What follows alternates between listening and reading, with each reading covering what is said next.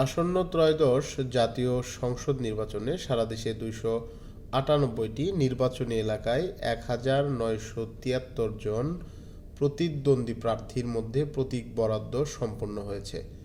বৃহস্পতিবার 22 জানুয়ারি থেকে প্রতিদ্বন্দ্বী প্রার্থীরা নির্বাচনী প্রচারণা শুরু করবেন। প্রতীক বরাদ্দের পর থেকেই প্রার্থীরা গণসংযোগ, সভা সমাবেশ ও পথসভার মাধ্যমে নির্বাচনী মাঠ গরম করে তুলবেন।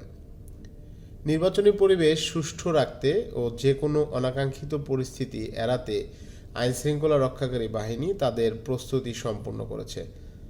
জানা গেছে, আসন্ন নির্বাচনকে কেন্দ্র করে পুলিশসহ প্রায় 9 লাখ আইনশৃঙ্খলা বাহিনীর সদস্য দায়িত্ব পালন করবেন।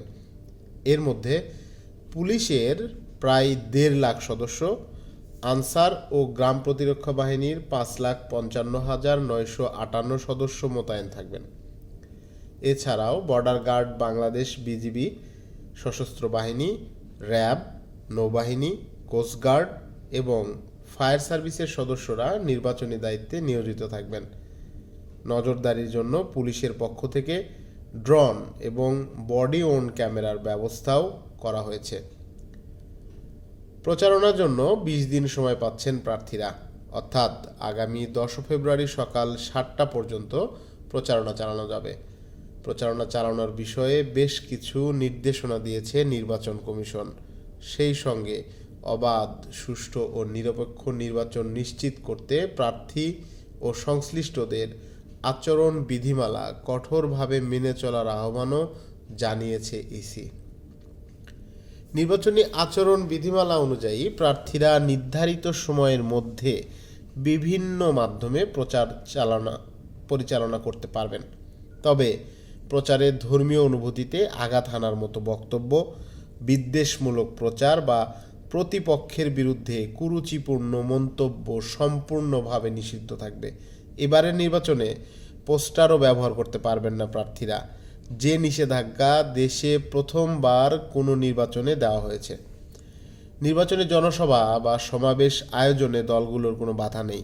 তবে সভা সমাবেশ আয়োজন করার অন্তত 24 ঘন্টা আগে জনসভার দিন, তারিখ ও সময় লিখিতভাবে কর্তৃপক্ষকে জানাতে হবে। পাশাপাশি জনসাধারণের চলাচলে বিঘ্ন ঘটিয়ে কোনো সভা সমাবেশ করতে পারবেন না প্রার্থীরা। সড়কে, মহাসড়কে কিংবা জনপথে জনসভা বা পথসভা করলেও ব্যবস্থা নেবে ইসি।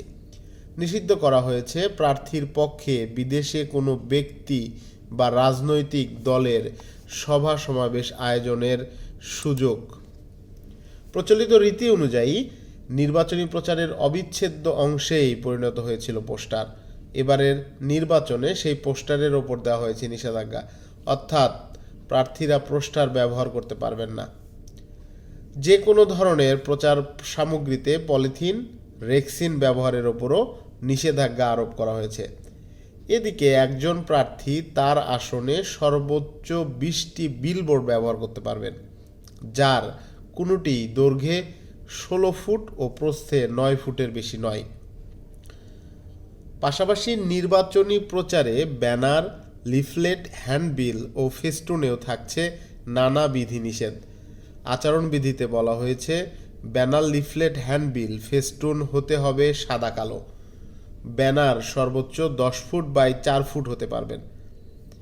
লিফলেট বা হ্যান্ডবিলের আয়তন হতে পারে সর্বোচ্চ A4 আকৃতির, আর ফেস্টুনের সর্বোচ্চ মাপ বেঁধে দেওয়া হয়েছে সর্বোচ্চ 18 ইঞ্চি বাই 24 ইঞ্চিতে।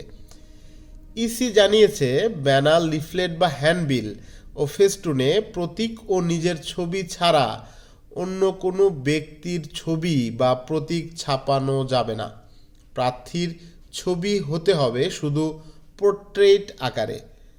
প্রচারে ব্যবহার করা ছবির আয়তন সর্বোচ্চ 60 সেন্টিমিটার বাই 45 সেন্টিমিটার হতে পারে। নিবন্ধিত রাজনৈতিক দলের মনোনীত প্রার্থীরা তাদের প্রচার সামগ্রীতে কেবল দলীয় প্রধানের ছবি ব্যবহার করতে পারবেন। কোনো প্রার্থীর নির্বাচনী প্রতীকের দৈর্ঘ্য, প্রস্থ বা উচ্চতা 3 মিটারের বেশি হতে পারবে না। প্রার্থী তাদের নির্বাচনী এজেন্ট বা প্রতিনিধি সামাজিক যোগাযোগ মাধ্যমে প্রচার চালাতে পারবেন। তবে প্রচার শুরুর আগে রিটার্নিং কর্মকর্তার কাছে প্রার্থী, দল বা সংশ্লিষ্ট পেজের নাম, অ্যাকাউন্ট আইডি, ইমেইল সহ শনাক্তকরণ তথ্য জমা দিতে হবে। এছাড়া অসৎ উদ্দেশ্যে কৃত্রিম বুদ্ধিমত্তা এআই ব্যবহার করা যাবে না। ঘৃণাত্মক, মিথ্যা বা বিকৃত তথ্য প্রচার করা যাবে না বলে উল্লেখ করা হয়েছে নির্বাচনী আচরণবিধিতে। প্রতিপক্ষ, নারী, সংখ্যালঘু বা কোনো জনগোষ্ঠীকে লক্ষ্য করে আক্রমণাত্মক, উস্কানিমূলক ভাষাও ব্যবহার করা যাবে না। অপব্যবহার করা যাবে না ধর্মীয় বা জাতিগত অনুভূতি। সব প্রচার কন্টেন্ট প্রকাশের আগে সত্যতা যাচাই করতে হবে। মিথ্যা, বিভ্রান্তিকর, অশ্লীল বা মানহানিকর কন্টেন্ট তৈরি বা শেয়ার করা যাবে না। গুজব ও কৃত্রিম বুদ্ধিমত্তার অপব্যবহার ঠেকাতে এবার নতুন ধারা যুক্ত করে নির্বাচনী অপরাধ হিসেবে শাস্তির বিধান রাখা হয়েছে বলে ইসির আচরণবিধিতে জানানো হয়। এদিকে নির্বাচনী প্রচারে বাস, ট্রাক, নৌযান, মোটরসাইকেল কিংবা অন্য কোনো যান্ত্রিক বাহন নিয়ে কোনো মিছিল, জনসভা কিংবা কোনো শোডাউনে না করা হয়েছে। প্রচারে যানবাহন সহকারে কিংবা যানবাহন ব্যতীত কোনো ধরনের মশাল মিছিলও করা যাবে না। এছাড়া রাজনৈতিক দলগুলোর ক্ষেত্রে দলীয় প্রধান ও সাধারণ সম্পাদক ছাড়া অন্য কাউকে হেলিকপ্টার বা অন্য কোনো আকাশযান ব্যবহার করতে নিষেধ করা হয়েছে। ভোটার স্লিপে প্রার্থীর নাম, ছবি, প্রতীক উল্লেখ করা যাবে না বলেও উল্লেখ করা হয়েছে। আরও বলা হয়েছে প্রচারে তোরণ কিংবা আলোকসজ্জা নিষিদ্ধ থাকবে। নির্বাচনী আচরণবিধি লঙ্ঘনের ক্ষেত্রে কঠোর শাস্তির বিধান রাখা হয়েছে। কোনো প্রার্থী বা দল বিধি ভঙ্গ করলে সর্বোচ্চ 6 মাসের কারাদণ্ড বা 1.5 লাখ টাকা জরিমানা অথবা উভয় দণ্ডই দেওয়া হতে পারে। দলের ক্ষেত্রেও 1 লাখ টাকা পর্যন্ত অর্থদণ্ডের বিধান রাখা হয়েছে। এমনকি তদন্তে প্রমাণিত হলে প্রার্থিতাও বাতিল করার ক্ষমতা নির্বাচন কমিশনের হাতে রয়েছে।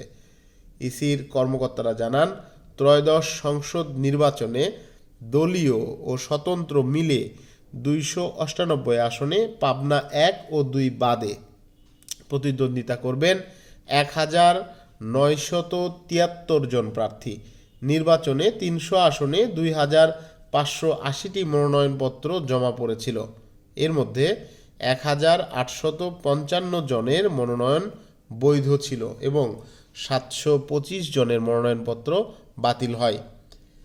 মনোনয়নপত্র বাতিলের বিরুদ্ধে 645 জন আপিল করেন এবং আপিল শুনানি শেষে প্রার্থিতা ফেরত পান 437 জন। মঙ্গলবার বিকেলে 5টা পর্যন্ত প্রার্থিতা প্রত্যাহারের নির্ধারিত সময়ে সারা দেশে মোট 305 জন প্রার্থী তাদের প্রার্থিতা প্রত্যাহার করেন। তফসিল অনুযায়ী আগামী 22 জানুয়ারি থেকে প্রতিদ্বন্দ্বী প্রার্থীদের প্রচারণা শুরু হবে এবং ভোট গ্রহণ শুরু হওয়ার 48 ঘন্টা পূর্ব পর্যন্ত এই প্রচারণা চালানো যাবে। আগামী 12 ফেব্রুয়ারি বৃহস্পতিবার সকাল 7টা থেকে বিকাল 4টা পর্যন্ত বিরতিহীনভাবে ভোট গ্রহণ হবে।